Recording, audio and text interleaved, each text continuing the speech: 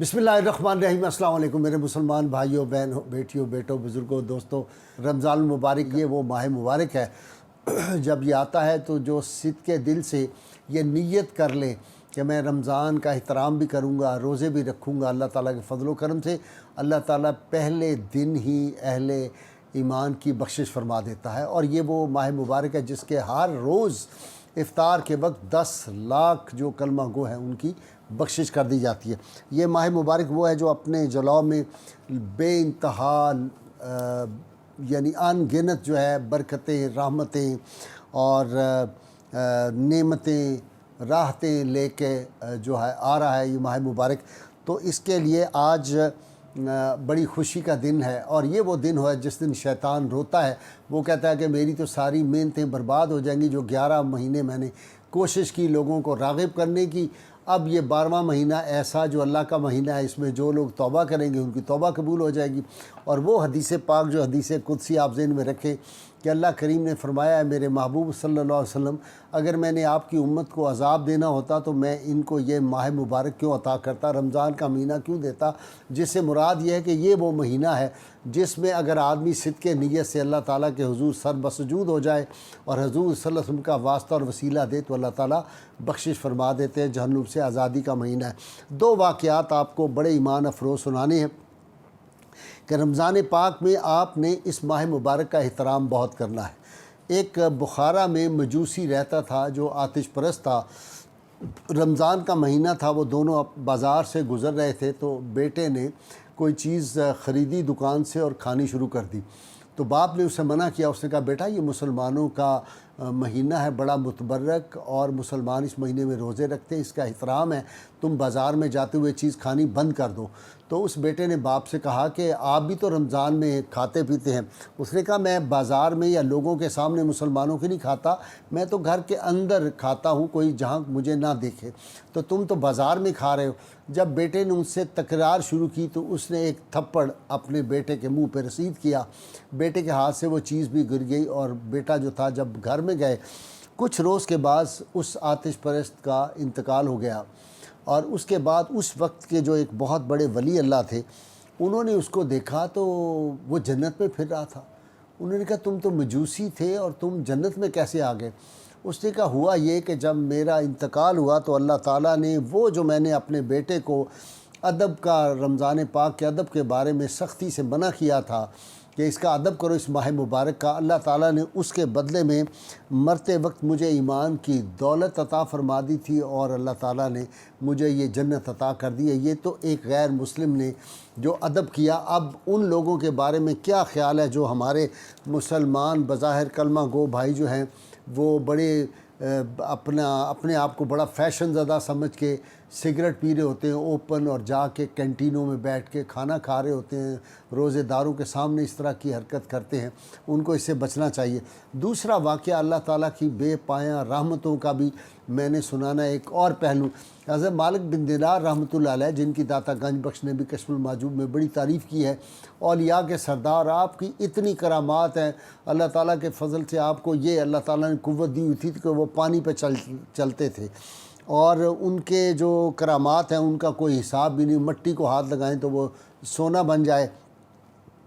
उनका एक वाक़या है कि फ़रमाते हैं कि मैं हज पे गया हुआ था और मैंने हज पे अजीब एक दुआ मांगी। मैंने कहा, या अल्लाह, ये हज तो बड़ा कबूलियत का है, सब लोगों की बख्शिश हो जाती है, कोई ऐसा बदनसीब भी है जिसका हज कबूल ना हुआ हो।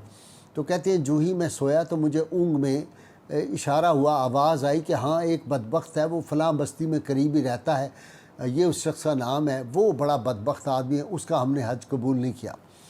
तो वो कहते हैं कि मैं उस तरफ गया जहाँ मुझे बताया गया था, वो हज के यानी उस एरिया के करीब ही होगा। वहाँ मैं गया तो मैंने देखा कि वो शख्स बार बार ऊंची ऊंची आवाज़ में रो रहा था, या अल्लाह, मेरा गुनाह इतना बड़ा है, मुझे पता है तू नहीं मुझे बख्शेगा, लेकिन मैं क्या करूँ, तेरे अलावा किसकी बारगाह में जाऊँ। कहते हैं वो इतना आहोजारी कर रहा था तो मैंने उसे जाके कहा कि ये तो हज के अयाम हैं, इनमें तो जो दुआ मांगी जाए वो कबूल होती है, तो तुम अल्लाह की रहमत से किस तरह मायूस हो, क्या बात हुई। उसने कहा, बात ये हुई कि हमारे पड़ोस में जो थे वो एक गैर मुस्लिम रहता था और वो गैर मुस्लिमों के यहाँ रमज़ान पाक के महीने में تنور جل رہا تھا اور ساتھ وہ گوشت بھی پک رہا تھا، اس کی خوشبو ہمارے گھر میں آ رہی تھی، روٹیاں پکنے کی تنور سے ہمیں آ رہی تھی۔ میں نے اپنی والدہ سے کہا کہ میرے لیے بھی اٹھ کے کھانا بناؤ، اور میں اس وقت نشے میں تھا اور میں نے خود ہی تنور جلا دیا ہوا تھا، اور ماں کو کہا روٹیاں لگا کے مجھے دو اور مجھے کھانا بنا کے دو۔ ماں نے کہا بیٹا رمضان ہے، ہم مسلمان ہیں، تم احترام کرو۔ کہتا ہے میں نشے میں دھت تھا، میں نے بار بار اصرار کیا، جب ماں نے انکار کیا تو مجھے فوری غصہ آ گیا، اور اس غصے کی حالت میں نے اپنی بوڑھی ماں کو اٹھایا اور اٹھا کے اس کو میں نے تنور میں پھینک دیا۔ میری ماں جو تھی وہ جل کے راکھ ہو گئی، کوئلہ ہو گئی۔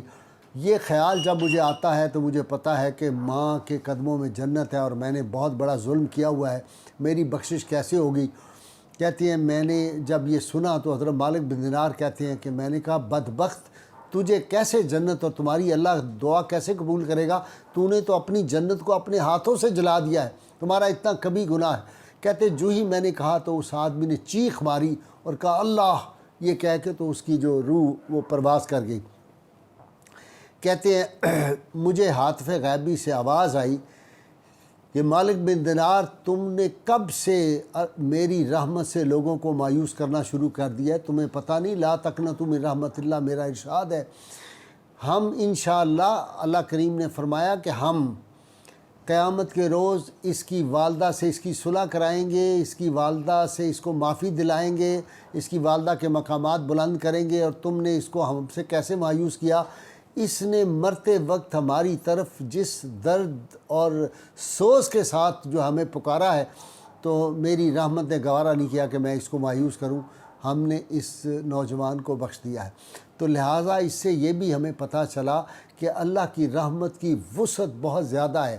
اگر ہم نے کوئی گناہ خطائیں کی بھی ہیں تو ہمیں چاہیے یہ جو ایام ہیں ان میں ہم اللہ تعالیٰ کی بارگاہ میں توبہ کریں، ہم اللہ تعالیٰ کی رحمت کو طلب کریں، اپنے گناہوں کی بخشش جو ہے وہ طلب کریں، اور یہ جو ہے یہ ماہ جو ہے وہ یہ یعنی اپنی بخشش مانگنے کا شہر مواسات بھی اس کو کہتے ہیں، کہ یہ جو ہے غم گساری کا مہینہ ہے، تو لوگوں کے دکھ درد میں بھی ہمیں شریک ہونا چاہیے، غریبوں کا خاص خیال رکھنا چاہیے، اور اگر ہم کسی کا روزہ افطار کرواتے ہیں تو اللہ تعالیٰ اس افطار کے بدلے میں جنت عطا فرما دیتے ہیں۔ ان باتوں کا خاص خیال رکھیے۔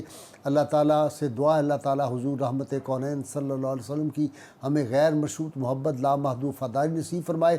دعا کریں اللہ تعالیٰ پاکستان کو نیک، دیندار، دیانتدار کوئی حکمران عطا فرما دے، اس کی ذات ان اللہ علی کل شیء قدیر ہے۔ اور جو یہ پاکستان میں اس وقت جوتوں میں دال بٹ رہی ہے، بہت ہی افسوس کا مقام ہے، ہر بندہ پریشان ہے، پتہ نہیں کیا ہو گیا ہے۔ ہمارے سیاستدان جو ہیں جس طرح کی غلیظ اور گندی زبان آپس میں ایک دوسرے کے خلاف استعمال کر رہے ہیں، میں امید کرتا ہوں کہ آپ سب رمضان پاک میں ملک کے لیے دعا کریں۔ ہمارا کسی سیاسی پارٹی سے تعلق نہیں، کوئی دیانتدار آدمی آ جائے، اللہ ہماری ان سب سے جان چھڑا دے جنہوں نے پاکستان کو لوٹا ہے وقتاً فوقتاً، اور اللہ تعالیٰ حکمرانوں کو ہدایت نصیب فرمائے۔ نعرے کے لیے تیار ہو جائیے۔ پاکستان کا مطلب کیا؟ لا الہ الا اللہ محمد رسول اللہ صلی اللہ علیہ وآلہ وسلم۔